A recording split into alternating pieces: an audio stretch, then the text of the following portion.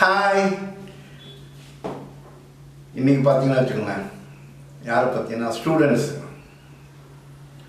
நிறைய ஏழைங்க ஸ்டூடெண்ட்ஸ் என்ன பண்ணுவாங்கன்னா, அவங்க அப்பா அம்மா வாங்கி வச்சுருக்க கடனால் அவங்க படிக்க மாட்டேன்னுவாங்க. ஏற்கனவே ஒரு பொண்ணை பற்றி 4-5 வருஷமாக சொல்லிட்டு தான் இருக்கேன். இப்போ அந்த பொண்ணு என்னாச்சுன்னா 21 வயசில் என்ன பண்ணால் அவள் வந்து படிக்க முடியல, பிகாம் கண்டினியூ பண்ண முடியலன்னா அவர்கிட்ட சொன்னேன். ஏற்கனவே சொல்லிட்டேன், அரைச்சமாக தான் அரைக்கிறேன், பணம் வந்துடும்னு சொன்னேன். ரொம்ப ஜாஸ்தியில் ஒரு 15,000 ரூபாய் தான் வந்துச்சு. படித்தா முடித்தா, அதோடு முடியல. அதுக்கப்புறம் திரும்பி என்ன பண்ணால் கார் வாங்கினான். 21 வயசுலையா 22 வயசுக்குள்ளே கார் வாங்கிட்டான்.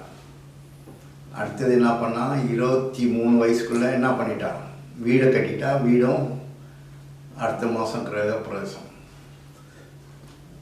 மேரேஜும் பண்ணிட்டா 23 வயசுலேயும். இதெல்லாம் எப்படி நடக்குதுன்னு பார்த்தீங்கன்னா வச்சுக்கோங்களேன், எல்லாமே நம்ம என்ன நினைக்கணுமோ அதுதான் லைஃப். முடியாதுன்னு நினைக்காதீங்க. நீங்கள் எவ்வளோ கஷ்டமாக இருந்தாலும் சரி, உங்கள் அப்பா அம்மா எவ்வளோ கடன் வாங்கி வச்சுருந்தாலும் வச்சுக்கோங்களேன், ஸ்டூடெண்ட்ஸ் நீங்கள் என்ன பண்ணுங்கன்னா எப்பொழுதுமே பணக்காரன்னு நினைங்க. என்ன படிக்க போகிறீங்கன்னு நினைங்க. ரூபா பற்றி கவலையே படாதீங்க. நான் இதுவும் திரும்பி சொல்கிறேன். இந்த மாதிரி எவ்வளோ ஸ்டூடெண்ட்ஸுக்கு சொல்லியிருக்கேன். அவங்கெல்லாம் எக்ஸலண்ட்டாக வந்து படிச்சுட்ருக்காங்க. அடுத்தது இப்போது ரீசெண்டாக அந்த +2 எக்ஸாம் முடிஞ்சு பார்த்தீங்களா, அப்போ அந்த ஒரு கேர்ள் வந்து என்கிட்ட சொன்னால், இந்த மாதிரி நான் படிக்க போகிறது இல்லை என்னோட பட்டு, எங்கள் அப்பா எங்கள் அம்மா நிறைய கடன் வாங்கி வச்சுருக்காங்க, அது முடிக்கிறதுக்காக தான் வேலைக்கு வர போகிறேன், இன்னொரு பட்டு நான் படிக்க போகிறது இல்லை அப்படின்னா. அவர்கிட்ட இதே தான், நீ படி, உனக்கு ரூபா தானே வரும், சீட் நீ என்ன கேட்குறியோ அது வந்துடும் அப்படின்னா.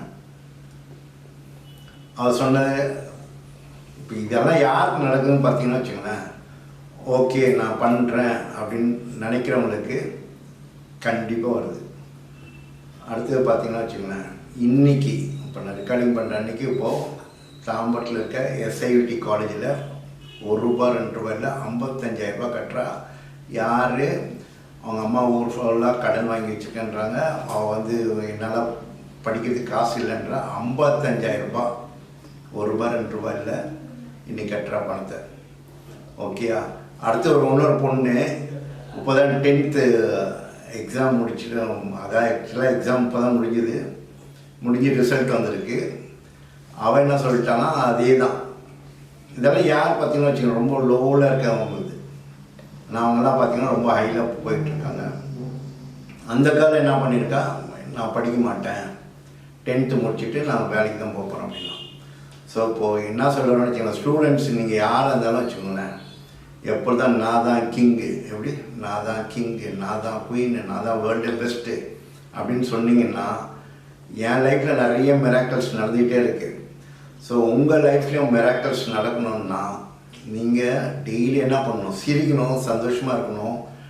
உங்களுக்கு என்ன படிக்கணும்னு நினைக்கிறீங்களோ கண்டிப்பாக கிடைச்சிடும். ஜாலியாக இருங்க. பாய் பாய். தேங்க்யூ.